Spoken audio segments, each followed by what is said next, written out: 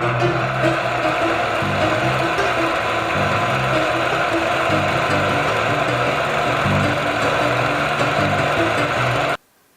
I'm Sean Collins with Traveling the Vortex, coming to you from the set of my other podcast, Flicks with Friends, to bring you a pseudo 2-minute spoiler-free movie review of a special Fathom event presentation of Doctor Who Genesis of the Daleks, starring Tom Baker, Ian Marter, Elizabeth Sladen, and the incomparable Michael Wisher as Davros. Now, we had the opportunity to go thanks to our local Regal cinema here in town, in Topeka, and thank you to them for making that a possibility for us to go and kind of present ourselves to the fans a little bit. It's difficult to do a spoiler-free look at Genesis because, well, for starters, everybody's seen it, so there's no reason to do spoiler-free. But on the off chance you haven't seen Genesis of the Daleks, the other added rub is that this particular version is a director's cut. Genesis originally clocked in as a 6-part adventure, and this one was edited down to 90 minutes, which is basically the equivalent of just over 3 parts. So there was a lot of material that was removed. Now, the majority of it was the kind of standard Doctor Who chase, capture, escape, recapture, cliffhanger. Every 20 so many minutes we've got to have a cliffhanger in order to hit those beats that the original series did so well and so much of. A lot of that has been removed for this director's cut. And the reason that I wanted to take a look at it is because obviously not everybody was able to get out to the Fathom event, but also because I feel like you guys might be interested. And we don't know for sure if it's going to be on the DVD or the Blu-ray set that's coming out with the Tom Baker first series. Now, obviously we hope that it is. I hope that both versions are presented there. The director's cut was a lot. First of all, it was Doctor Who on the big screen. How cool is that? And to see the slit screen open with the diamond logo on a gargantuan, that was very cool.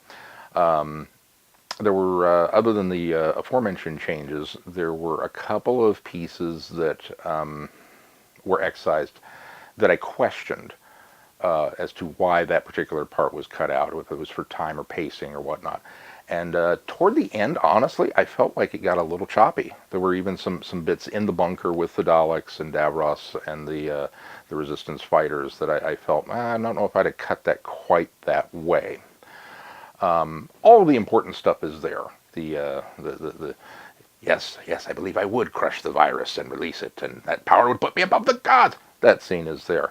The do I have the right? Which is probably the most seminal moment in all of Who history. It's there, and well done. So the director's cut is definitely an interesting look at what has been regarded as a masterpiece. And I think most of us, at least on the Traveling the Vortex end, when we get to a 6-part story, we all kind of feel that this probably could have been cut down a little bit. It's not that we don't enjoy it, but all of the 6-parters have a tendency to be a little on the bloated side, and mostly with the capture and escape.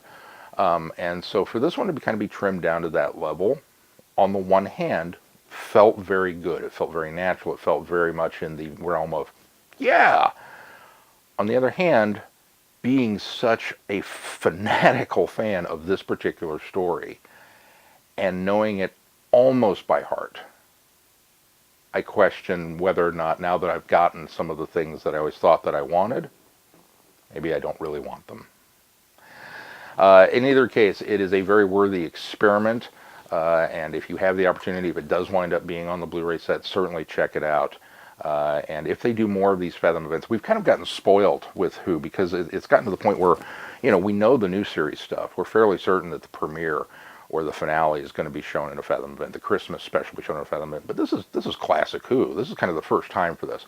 So I'm hoping it did well enough that they will consider bringing some other classic episodes back. And certainly, obviously, with the release of the Blu-ray set, the timing was right for this. There was also a wonderful documentary, at least a piece of it, unseen before, brand new, with Tom, kind of reminiscing not only about his time on Doctor Who, but the production, and a very wonderfully lighthearted intro from the man himself.